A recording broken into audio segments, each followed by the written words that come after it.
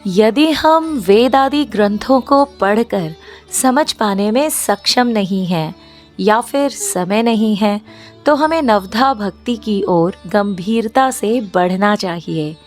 जब प्रभु श्री राम अपनी अनन्य भक्त शबरी से मिले, तब शबरी को उन्होंने नवधा भक्ति सिखाई थी। नवधा भक्ति, जिसे जानने के बाद शबरी ईश्वर के वास्तविक स्वरूप को जानकर परम धाम को चली गई थी। नवधा का अर्थ 9 प्रकार से या 9 प्रकार की।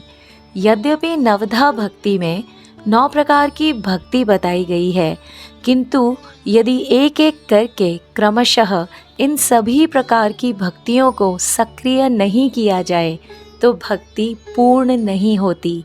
हमें प्रारंभ से एक एक करके नवधा भक्ति के प्रत्येक चरण को साधना होता है। आइए जानते हैं क्या है नवधा भक्ति। प्रथम भगति संतन कर संगा, दूसरी रति मम कथा प्रसंगा।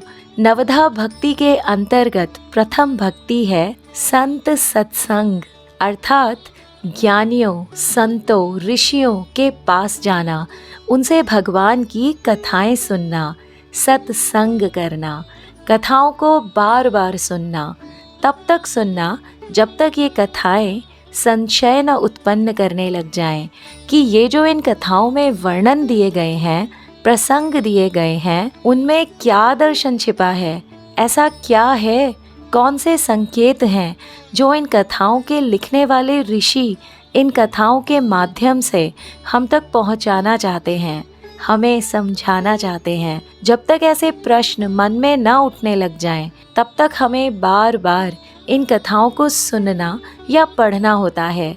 तब हमें इस पहली भक्ति सत्संग का वास्तविक लाभ मिल पाता है। श्रेष्ठ जनों के जिस सत्संग से जड़ता, मूढ़ मान्यताएं टूटती हैं, वही सत्संग सर्वोत्तम है। संत वे होते हैं जिनके पास बैठने पर हमारे अंतःकरण में ईश्वर को जानने के प्रति, स्वयं को जानने के प्रति जिज्ञासा पैदा होती है। दूसरी भक्ति है भगवान की कथा प्रसंगों में प्रेम भाव रखना, अर्थात भगवान की कथाओं को प्रेम भाव से सुनना, उन्हें समझना। गुरुपद पंकज सेवा, तीसरी भक्ति अमान, चौथी भक्ति मम गुण गन, करई कपट तजी गान।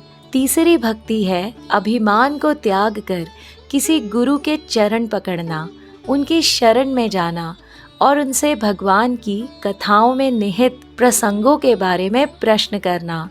जो कथाएं सत्संग में सुनी थी, उन्हें सुनकर मन में जो प्रश्न उठे थे, उन प्रश्नों को गुरु से पूछना, ईश्वर संबंधित प्रश्न करना। चौथी भक्ति है गुरु से जो ईश्वर का ज्ञान प्राप्त हुआ है, उसका गुणगान करना, उसे समाज के बाकी लोगों को बताना, ताकि और लोग भी उससे लाभान्वित हो सकें। अपने गुरु के दिए ज्ञान को समाज में फैलाना। मंत्र जाप मम दृढ़ विश्वासा, पंचम भजन सो वेद प्रकाशा। छठदम सील बिरति बहुकर्मा, निरत निरंतर सज्जन धर्मा। पांचवी भक्ति है नित्य कर्म करते हुए, ईश्वर पर पूर्ण विश्वास रखते हुए निरंतर उसके ध्यान में लगे रहना। छठी भक्ति है इंद्रियों पर संयम रखते हुए सत स्वभाव के साथ अनावश्यक सभी वस्तुओं, संबंधों इत्यादि से वैराग्य करते हुए निरंतर संत पुरुषों के जैसे धर्माचरण में लगे रहना। सातवम सम्मोहिमय जग देखा, मोते संत अधिक करी लेखा। आठव जथा लाभ संतोषा, सपनेहु नहीं देखई पर दोषा। सातवीं भक्ति है संपूर्ण जगत में उस ईश्वर का ही स्वरूप देखना, उन संतों को जिनके माध्यम से मन में प्रभु प्रेम जागृत हुआ था, उन्हें ईश्वर से भी ऊपर मानना, क्योंकि उन्हीं के कारण ईश्वर में भक्ति जागृत हुई थी। आठवीं भक्ति है संतोष। जो कुछ भी जीवन में मिला है, उसके प्रति कृतज्ञता का भाव होना, उसे ईश्वर का प्रसाद समझ उसी में संतोष करना। सभी में उस ईश्वर का तत्व विद्यमान है, तो स्वप्न में भी पराये मनुष्यों के दोष को न देखना। नवम सरल सब सन छल हीना, मम भरोस ही हर्ष न दीना। नव महु एकौ जिनके होई, नारी पुरुष सचराचर कोई।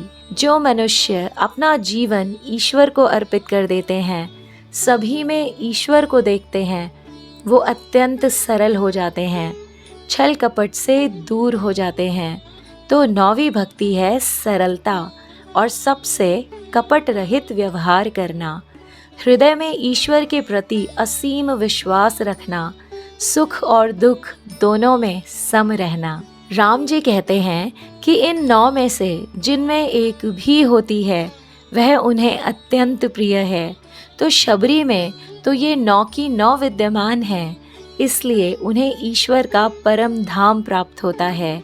इसका अर्थ हुआ कि वास्तव में जो कोई भी एक एक करके इन 9 प्रकार की भक्तियों को सिद्ध करता है, उसे ईश्वर के वास्तविक दर्शन होते हैं। वही वास्तव में ईश्वर को जान पाता है। जय श्री राम।